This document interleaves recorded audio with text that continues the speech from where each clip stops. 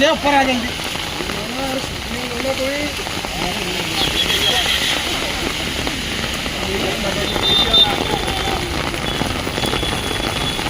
भीगो भीगो भीगो।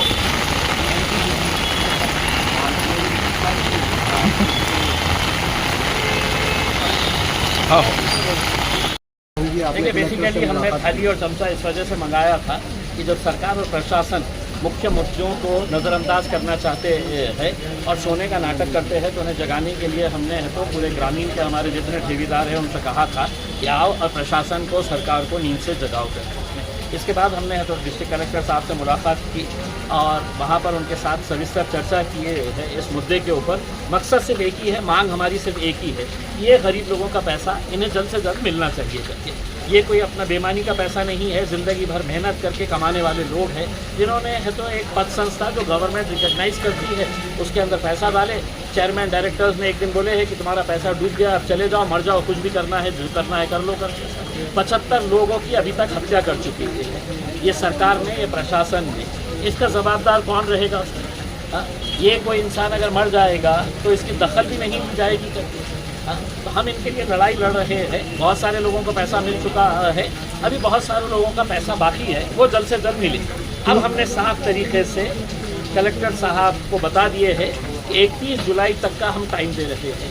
31 जुलाई के बाद हम आपको ये साफ तरीके से कहना चाह रहे हैं, चाहे वो मुख्यमंत्री हो, उप मुख्यमंत्री हो, ये पूरे लोग सड़क के ऊपर उतरेंगे और तब हम किसी का नहीं सुनने वाले।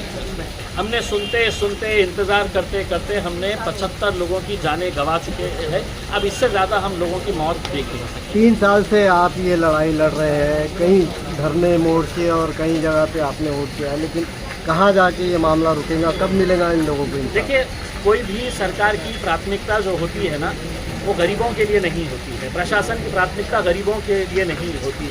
उसमें एक मिनिस्टर का, एक आमदार का छोटा सा एक्सीडेंट हो जाए तो पूरा प्रशासन है तो जागा हो जाता है। 75 लोग मर जाते हैं और उसकी कोई दखल नहीं ली जाती है। ना विधानसभा के अंदर उनकी चर्चा होती है, ना अखबार वाले हैं तो उसकी चर्चा करते हैं कि ये 75 बेगुनाह बेकसूर लोग जो है ये मर चुके हैं। अब ये लड़ाई है, हम सरकार प्रशासन के खिलाफ लड़ रहे हैं। हमें यकीन है कि कामयाबी मिलेगी। कलेक्टर की तरफ से क्या आश्वासन मिला? कलेक्टर ने हमको ये आश्वासन दिया है कि बहुत जल्द वो एक आढ़ावा बैठक लेंगे। हमें कलेक्टर साहब से इस वजह से शिकायत नहीं है कि एक नए कलेक्टर साहब आए हैं। हमने सबसे पहले बैठते ही उनसे ये पूछे कि पिछले 2 साल के अंदर बताइएगा कि आदर्श घोटाले के ताल्लुक से कितनी रिव्यू मीटिंग्स ली, आढ़ावा बैठक लिए गए हैं कि इनका क्या हुआ है करके, ये जिंदा है, मर गए हैं, इनका पैसा मिल रहा है, नहीं मिल रहा है करके। आप इंतज़ार करते हैं कि कोई कभी आए हमारे दफ्तर के सामने, थाली बजाए, ढोल बजाए, कुछ हंगामा करे, नारेबाजी करे और उसके बाद है तो आप मीटिंग लेंगे। तब उन्होंने हमको आश्वासन दिया है कि जल्द से जल्द वो एक आढ़ावा मीटिंग लेंगे करके, और हमने उनको एक टाइम दे दिया है कि 31 जुलाई तक इनको कुछ ना कुछ तो भी फैसला इनका हो जाना चाहिए, इनका कुछ ना कुछ तो पैसा मिलना चाहिए। हम ये उम्मीद नहीं कर रहे हैं कि पूरा का पूरा पैसा एक साथ मिले करके, लेकिन कम से कम जिंदा रहने के लिए कुछ ना कुछ पैसा इनको मिलना चाहिए।